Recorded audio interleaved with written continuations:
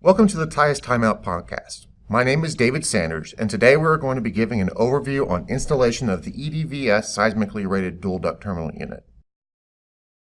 There are two main considerations in seismic terminal units.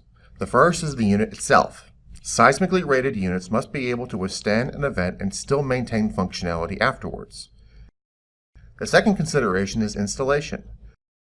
This ensures that the terminal unit does not become a hazard itself, which could cause damage or injury. This podcast will focus on installation. Please note this installation is the method that was used in the AC 156 shake test for certification. Each project requires its own unique considerations that are not the same as the testing method. An example would be securing the unit to the structure. Please check your stamped drawings, local building codes, or engineer of record for details on installation. Let's first take a look at what happens in an earthquake. The shaking that we experience underground is caused by the Earth's crust overcoming friction between two plates, causing a sudden shift. This releases energy, and that energy is what we feel in an earthquake. In a non-seismic installation, the main concern is overcoming the vertical force of gravity.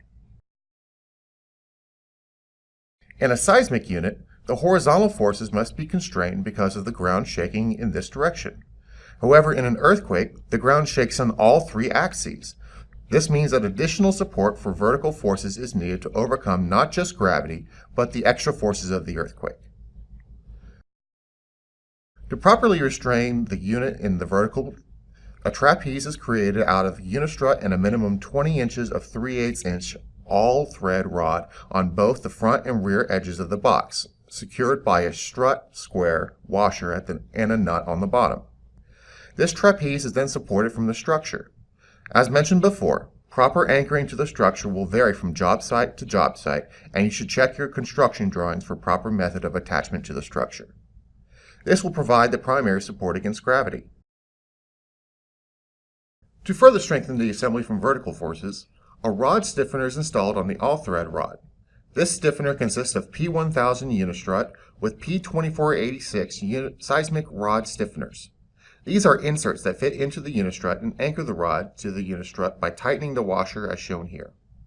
There must be a minimum of 2 rod stiffeners per rod and cannot be more than 13 inches from each other.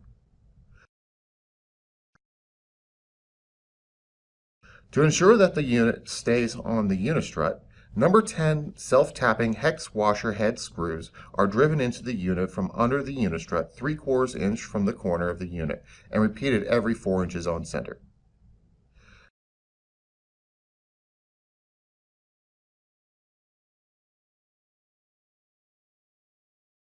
Now let's move on to the horizontal forces.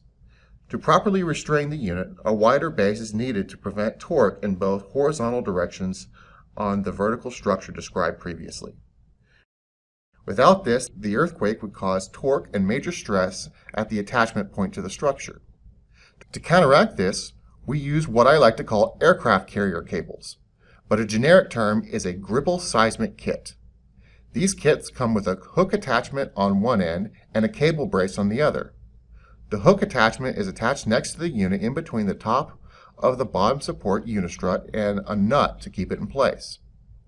The cable brace is attached to the structure at a 45-degree angle to the unit. Once again, check your drawings on anchorage to the structure. This method restrains both directions of horizontal forces and will ensure proper seismic installations.